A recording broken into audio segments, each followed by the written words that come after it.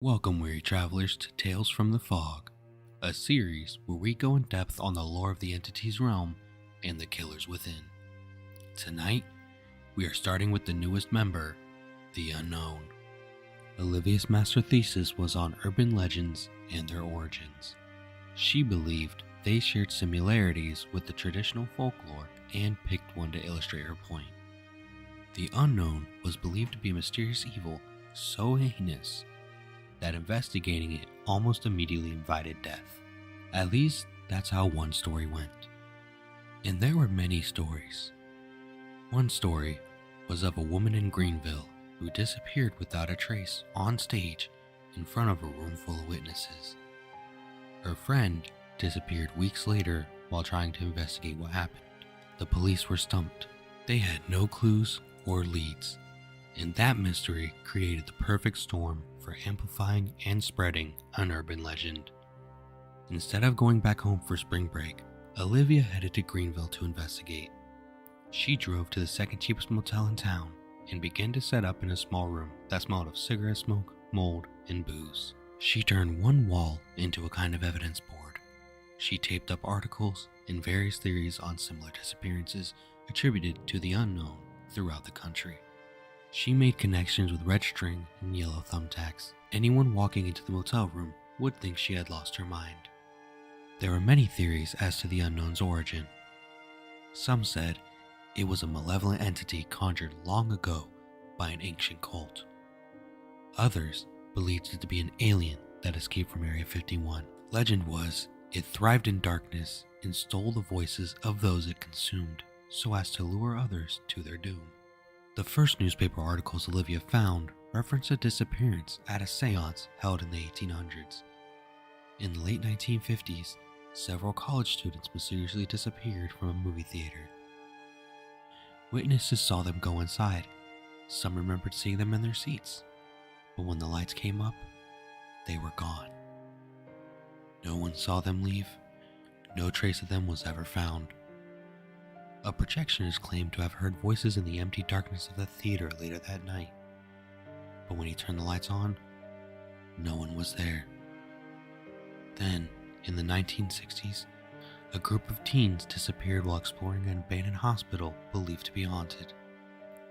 Stories and speculation arose to explain these mystifying disappearances. Some talked about a top-secret research program run by the Office of Strategic Services in the 1950s. Project Apple Pie, mind control experiments using hallucinogenic drugs. Most of the records were destroyed in the 70s, but witnesses claim that experiments were performed on unsuspecting civilians in various settings and locations throughout the country, including movie theaters, hospitals, and universities. Many believed these unethical experiments opened doorways to other dimensions, which allowed evil things to enter the world. Olivia wrote observations to pin to her evidence board. The unknown dwells in darkness and can mimic its victims. Was it an evil entity? An extraterrestrial? A failed government experiment? Or just a garden variety serial killer allergic to publicity? She wanted to prove the unknown was nothing more than modern day folklore. And that investigation led her to this night, to this place, to this shabby motel room. Yet she couldn't help but notice that the disappearances in Greenville included one detail that the stories didn't: the fog. And she half remembered another urban legend with a thick, unnatural fog that somehow made people disappear. Maybe, she mused, the Greenville disappearances didn't relate to the unknown, but to some other darkness. For a moment, Olivia wondered what would happen if one urban legend encountered another. She laughed at the idea and tempted fate by sketching a picture of what she thought the unknown might look like.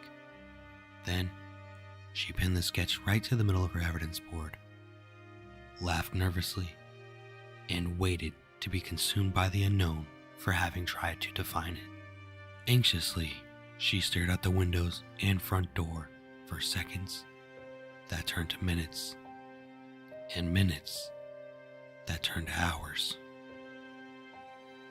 but nothing happened. Now, it was 2 a.m., and Olivia was exhausted as she examined the articles and sipped cold coffee. So when she first heard the whisper, she wondered if she imagined it. Olivia. It seemed to come from the bathroom. Help. The lights in the room flickered. Who's there? Olivia stared with wide eyes at the closed door of the bathroom. Her mind was playing tricks on her, or her friends had shown up to prank her. Ariella? Sean? Stop messing around. The lights continued to flicker as she edged closer to the bathroom. Fear spread in long waves through her, and a terrible realization bloomed within her that the unknown was behind the bathroom door, was preparing to make her pay for her hubris. Something began to whisper her name again, but then the voice rose, cracked, and distorted in sudden panic, as if the brooding creature behind the door were under attack. An unknown horror filled Olivia's heart and left the room for nothing else. She breathed deeply as a cold sweat beaded on her forehead. She placed her hand on the doorknob. The lights turned off, but she could still hear the strangely inhuman cries. Then the lights turned back on, and she could see a strange black fog seeping through the bottom of the door. Hesitantly, Olivia creaked the door open to see a bulky shape with frenzied tentacles being pulled into a thick mass of fog, vanishing slowly into the darkness like a dying shadow. The shriek stopped suddenly.